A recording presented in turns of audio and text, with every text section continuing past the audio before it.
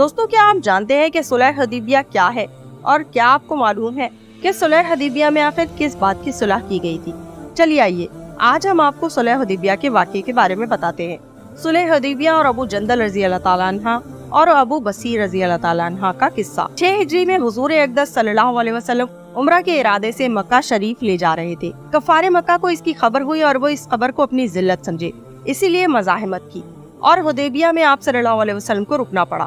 جانثار صحابہ رضی اللہ تعالیٰ عنہ ساتھ تھے جو حضور صلی اللہ علیہ وسلم پر جان قربان کرنا فخر سمجھتے تھے۔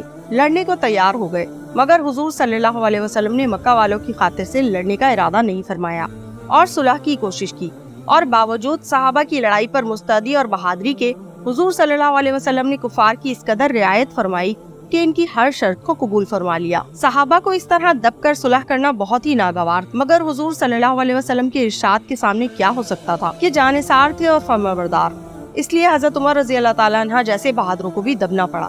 صلح میں جو شرطیں طے ہوئی، ان شرطوں میں ایک شرط یہ بھی تھی کہ کافروں میں سے جو شخص اسلام لائے اور ہجرت کرے، مسلمان اس کو مکہ واپس کر دے، اور مسلمانوں میں سے خدا نخواستہ اگر کوئی شخص مرتد ہو کر چلا جائے تو واپس نہ کیا جائے۔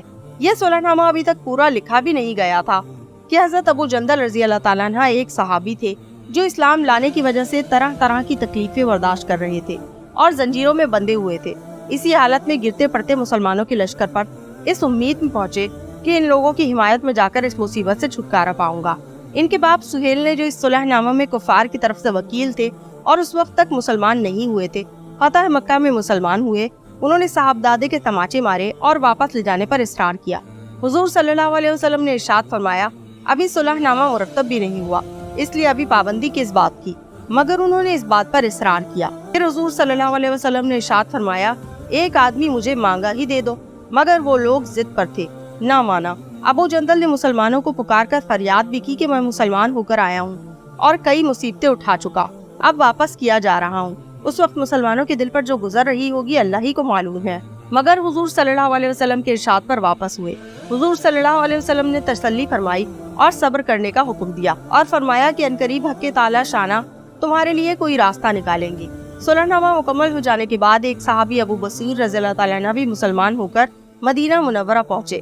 کفار نے ان کو واپس بلانے کے لیے 2 آدمی بھیجے۔ حضور اقدس صلی اللہ علیہ وسلم نے حسب وعدہ واپس فرما دیا۔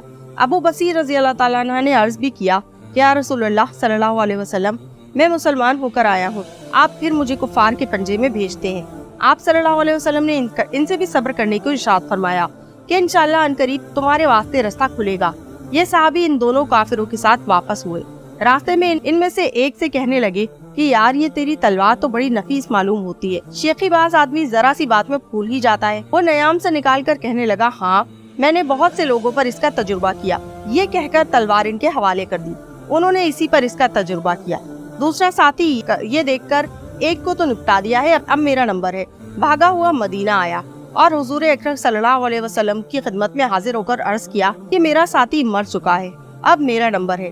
اس کے بعد ابو بصیر پہنچے اور عرض کیا کہ یا رسول اللہ صلی اللہ علیہ وسلم، آپ اپنا وعدہ پورا فرما چکے کہ مجھے واپس کر دیا، اور مجھ سے کوئی عہد ان لوگوں کا نہیں جس کی ذمہ داری ہو، وہ مجھے میرے دین سے ہٹاتے ہیں، اس لیے میں نے یہ کیا۔ حضور صلی اللہ علیہ وسلم نے فرمایا کہ لڑائی بھڑکانے والا ہے، کاش کوئی اس کا معین و مددگار ہوتا۔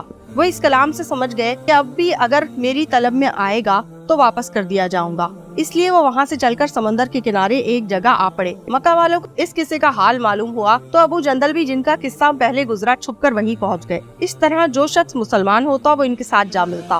چند روز میں یہ ایک مختصر سی جماعت ہو گئی۔ جنگل میں جہاں نہ کھانے کا کوئی انتظام، نہ وہاں باغات اور آبادیاں، اس لیے لوگوں پر جو گزری وہ تو اللہ ہی کو معلوم ہے، مگر جن ظالموں کے ظلم سے پریشان ہو کر یہ لوگ بھاگتے تھے، ان کا ناطقہ بند کر دیا جاتا۔ جو قافلہ ادھر کو جاتا اس سے مقابلہ کرتے اور لڑتے، حتیٰ کہ کفار مکہ نے پریشان ہو کر حضور اکرم صلی اللہ علیہ وسلم کی خدمت میں عاجزی اور منت کر کے اللہ کا اور رشتہ داری کا واسطہ دے کر آدمی بھیجا کہ اس بے سری جماعت کو اپنے پاس بلا لے کہ یہ معاہدے میں تو داخل ہو جائیں اور ہمارے لیے آنے جانے کا راستہ کھلے۔ لکھا ہے کہ حضور اکرم صلی اللہ علیہ وسلم کا اجازت نامہ جب ان حضرات کے پاس پہنچا تو ابو بصیر مرض الموت میں گرفتار تھے۔ حضور صلی اللہ علیہ وسلم کا والنامہ ہاتھ پہ تھا کہ اسی حالت میں انتقال فرمایا۔ اس واقعے سے ہمیں یہ سبق ملا کہ استقامت کامیابی کے لیے ضروری ہے۔ اگر استقامت نہ ہو تو انسان بہت جلد حالات کا شکار ہو کر اپنے ایمان سے محروم ہو جاتا ہے۔ چنانچہ ہمیں بھی چاہیے کہ زندگی کے ہر موڑ پر اپنے ایمان پر استقامت سے ڈٹے رہیں۔ अल्लाह ताला हमें इस वाक़ये से सबक हासिल करके अमल करने की तौफीक अता फरमाए। आमीन या रब्बुल आलमीन। तो दोस्तों, उम्मीद करते हैं कि हमारी आज की वीडियो आपको पसंद आई होगी। अगर आपको हमारी आज की वीडियो पसंद आई तो हमारे चैनल मालूमात को लाइक कीजिए और शेयर कीजिए और बेल आइकन को दबाना बिल्कुल मत भूलिए, ताकि हर नई आने वाली वीडियो का नोटिफिकेशन आपको अपनी स्क्रीन पर मिल सके। अल्लाह हाफिज।